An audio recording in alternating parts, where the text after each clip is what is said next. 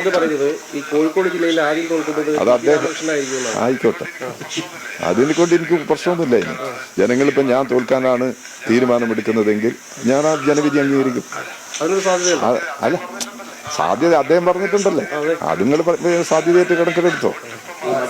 വോട്ടിപ്പം അതിനിപ്പോൾ ടി.പി. രാമകൃഷ്ണൻ പറഞ്ഞിട്ടോ പ്രവീൺ പറഞ്ഞിട്ടോ പെട്ടിയിലുള്ള വോട്ടിന് മാറ്റാനൊന്നും കഴിയില്ല. അപ്പൊ അത് നമുക്കും തന്നെ കാണാമല്ലോ, നമുക്കും എല്ലാവർക്കും കാണാമല്ലോ. പറയുന്നത് ഈ കോഴിക്കോട് ജില്ലയിൽ ആദ്യം തോൽക്കുന്നത് അത് അദ്ദേഹം ആയിക്കോട്ടെ, അതിനെ കൊണ്ട് എനിക്ക് പ്രശ്നമൊന്നുമില്ല. ഇനി ജനങ്ങളിപ്പോൾ ഞാൻ തോൽക്കാനാണ് തീരുമാനമെടുക്കുന്നതെങ്കിൽ ഞാൻ ആ ജനവിധി അംഗീകരിക്കും. അല്ല, സാധ്യത അദ്ദേഹം പറഞ്ഞിട്ടുണ്ടല്ലേ, അത് നിങ്ങൾ സാധ്യതയായിട്ട് കണക്കിലെടുത്തോ. വോട്ടിപ്പം അതിനിപ്പോൾ ടി.പി. രാമകൃഷ്ണൻ പറഞ്ഞിട്ടോ പ്രവീൺ പറഞ്ഞിട്ടോ പെട്ടിയിലുള്ള വോട്ടിന് മാറ്റാനൊന്നും കഴിയില്ല. അപ്പൊ അത് നമുക്കും തന്നെ കാണാമല്ലോ, നമുക്കും എല്ലാവർക്കും കാണാമല്ലോ. നിങ്ങൾക്ക് ഞങ്ങളെ തോൽപ്പിക്കാം, പക്ഷേ അവസാനം തോൽക്കുന്നത് നിങ്ങളായിരിക്കും. ഞാൻ പറഞ്ഞത് എൻ്റെ ഡയലോഗല്ല കേട്ടോ, സഖാക്കൾ ഫ്ലെക്സ് അടിക്കാൻ കൊടുത്തിട്ടുണ്ട് കേരളത്തിലുടനീളം വെക്കാൻ. നിങ്ങൾക്ക് ഞങ്ങളെ തോൽപ്പിക്കാം, അവസാനം തോൽക്കുന്നത് നിങ്ങളായിരിക്കും.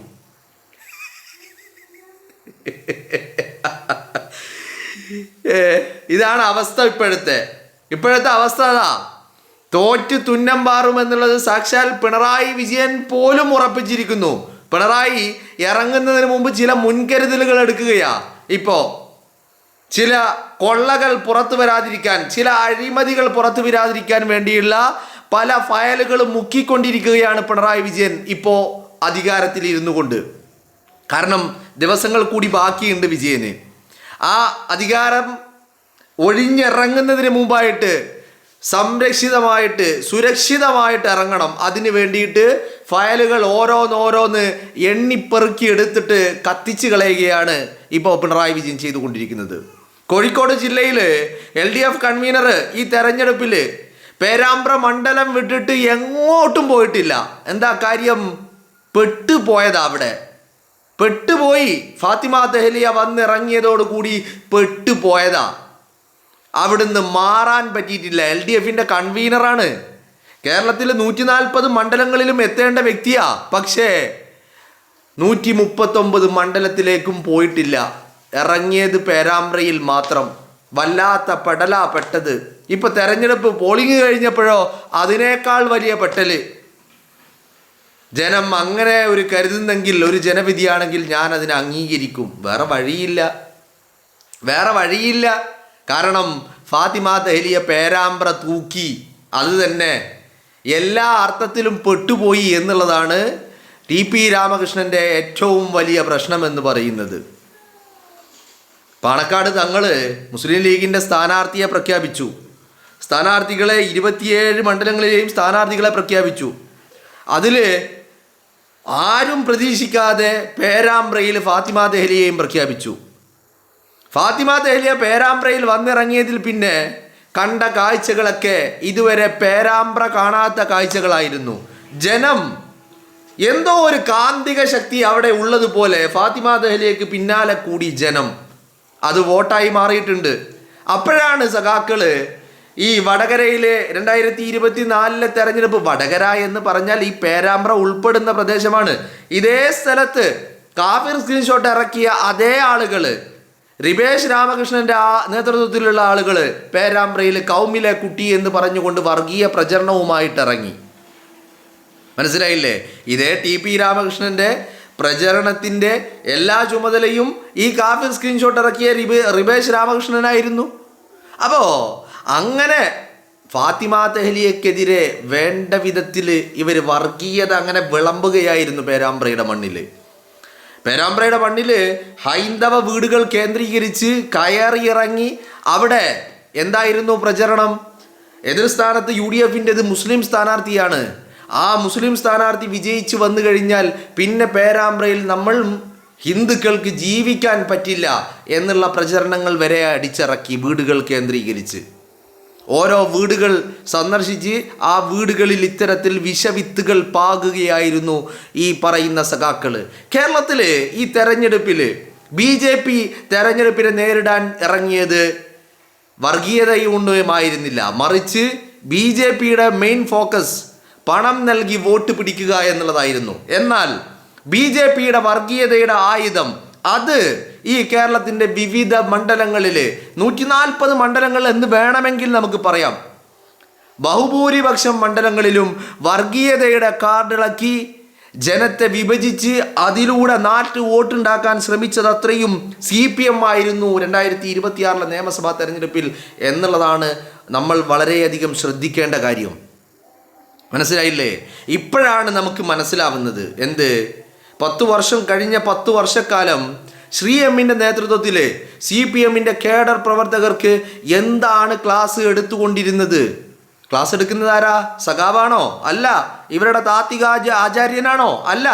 ആരാ ക്ലാസ് എടുത്തുകൊണ്ടിരുന്നത്? ശ്രീ എം എന്ന് പറഞ്ഞാൽ RSSൻ്റെ ആചാര്യൻ ക്ലാസ് എടുത്തുകൊണ്ടിരുന്നു കഴിഞ്ഞ 10 വർഷക്കാലം. ആ ക്ലാസ് എടുക്കാൻ വേണ്ടിയിട്ട് എല്ലാ സൗകര്യങ്ങളും ഒരുക്കി കൊടുത്തത് ആരാ? പിണറായി വിജയൻ. ഖജനാവിലുള്ള കേരളത്തിൻ്റെ പൊതുപണം, പൊതുമുതൽ എടുത്തുകൊണ്ടായിരുന്നു ഈ ക്ലാസ് മൊത്തം കണ്ടക്ട് ചെയ്തുകൊണ്ടിരുന്നത്.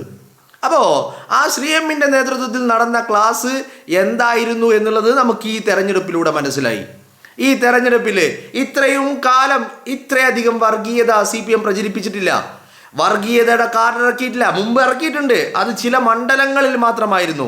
എന്നാൽ ഈ തെരഞ്ഞെടുപ്പിൽ 140 മണ്ഡലങ്ങളിലും വർഗീയതയുടെ കാർഡ് ഇറക്കിയിട്ടുള്ള കളിയായിരുന്നു CPM നടത്തിക്കൊണ്ടിരുന്നത് എന്നുള്ളതാണ് മനസ്സിലാക്കാൻ സാധിക്കുന്നത്.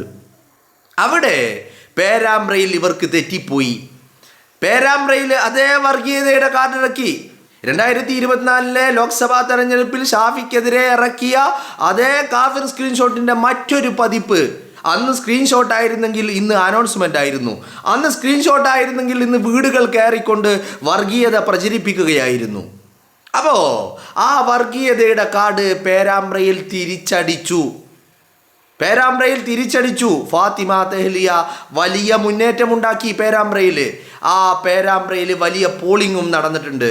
തികഞ്ഞ വിശ്വാസത്തിലാണ് ഫാത്തിമ തെഹ്ലിയ പേരാമ്പ്രയിൽ നിന്ന് പേരാമ്പ്രയുടെ ജനപ്രതിനിധിയായിട്ട് കേരളത്തിൻ്റെ നിയമസഭയിലേക്ക് നടന്നു ചെല്ലും എന്നുള്ള കാര്യത്തിൽ ഒരു തർക്കവും വേണ്ട. തങ്ങളിത് പ്രഖ്യാപിച്ചപ്പോൾ മുസ്ലിം ലീഗുകാർക്കും ഒരു സംശയം ഉണ്ടായിരുന്നില്ല കേട്ടോ. പേരാമ്പ്രയിലെ UDFകാർക്കും ഒരു സംശയം ഉണ്ടായിരുന്നില്ല. പക്ഷേ എതിർചേരിയിൽ നിൽക്കുന്നവരൊക്കെ ഫാത്തിമ തെഹ്ലിയെ ഒരു അത്രയേ ഉള്ളൂ ഒരു നിസാരവൽക്കരിച്ച് തുടങ്ങിയതാണ്. പിന്നീട് ഫാത്തിമ തെഹ്ലിയുടെ മുന്നേറ്റം കണ്ടപ്പോൾ അത് അധിക്ഷേപത്തിലേക്ക് മാറി. ആദ്യം പരിഹാസമായിരുന്നു. ആദ്യം ഫാത്തിമ തെഹ്ലിയക്കെതിരെ പരിഹാസമായിരുന്നു. എന്ത്? ഞങ്ങളുടെ കൺവീനറാണ് ഇവിടെ മത്സരിക്കുന്നത്, ഞങ്ങളുടെ സിറ്റിംഗ് MLA ആണ് മത്സരിക്കുന്നത്, നിങ്ങൾ ഇതാരാ ആള് എന്നൊക്കെ രീതിയിലുള്ള വലിയ പരിഹാസങ്ങളായിരുന്നു ഫാത്തിമ തെഹ്ലിയക്കെതിരെ. എന്നാൽ ആദ്യഘട്ടം അങ്ങോട്ട് കഴിയുന്നതിന് മുൻപ് തന്നെ ആ പരിഹാസം ലൈംഗിക അധിക്ഷേപമായി മാറി. ഫാത്തിമ തെഹ്ലിയയുടെ സോഷ്യൽ മീഡിയയിൽ ഫാത്തിമ തെഹ്ലിയ തെരഞ്ഞെടുപ്പ് പ്രചരണവുമായി ബന്ധപ്പെട്ട് നടത്തുന്ന എല്ലാ പോസ്റ്റുകളുടെയും താഴെ വന്നിട്ട് ആ യുവതിക്ക് നേരെ ഒരു മനുഷ്യൻ, ഒരമ്മയുടെ വയറ്റിൽ നിന്ന് പ്രസവിച്ച മനുഷ്യനെ വേദനിപ്പിക്കും വിധമുള്ള ലൈംഗിക അധിക്ഷേപങ്ങൾ സഖാക്കൾ നടത്തിക്കൊണ്ടിരുന്നു. സ്ലട്ട് ഷെയ്മിങ്ങുകൾ, കേരളത്തിൻ്റെ പൊതുമനസ്സിനെ വേദനിപ്പിക്കുന്ന രീതിയിലുള്ള ഒരു സ്ത്രീക്ക് നേരെ, ഒരു യുവതിക്ക് നേരെ വലിയ രീതിയിലുള്ള ലൈംഗിക അധിക്ഷേപങ്ങൾ ഇവർ നടത്തിക്കൊണ്ടിരുന്നു. പരിഹാസം ലൈംഗിക അധിക്ഷേപമായി മാറി. 1ാം ഘട്ട പ്രചരണം അവസാനിക്കുന്നതിന് മുമ്പ് പരിഹാസം ലൈംഗിക അധിക്ഷേപമായി മാറി. എന്നാൽ ആ 1ാം ഘട്ട പ്രചരണം അവസാനിപ്പിച്ച് 2ാം ഘട്ട പ്രചരണത്തിലേക്ക് കടന്നതോടുകൂടി സഖാക്കളുടെ എല്ലാ കണക്കുകൂട്ടലുകളും തെറ്റി. ആകെ ഹാലിളകി, വെപ്രാളമായി, അസ്വസ്ഥതയായി, കുരുപൊട്ടലായി, ചീഞ്ചലം പൊട്ടിയൊലിക്കാൻ തുടങ്ങി. അപ്പോൾ ഈ ലൈംഗിക അധിക്ഷേപവും സ്ലട്ട് ഷെയ്മിങ്ങും ഒക്കെ മാറ്റിയിട്ട് പിന്നീട് വർഗീയതയുടെ കാർഡിറക്കി. 2ാം ഘട്ട പ്രചരണ ഘട്ടത്തിലാണ് അനൗൺസ്മെന്റ് വരുന്നത്. അതേ ഘട്ടത്തിൽ റോഡിലൂടെ വാഹനത്തിൽ മൈക്ക് കെട്ടി വർഗീയത പ്രചരിപ്പിച്ചു.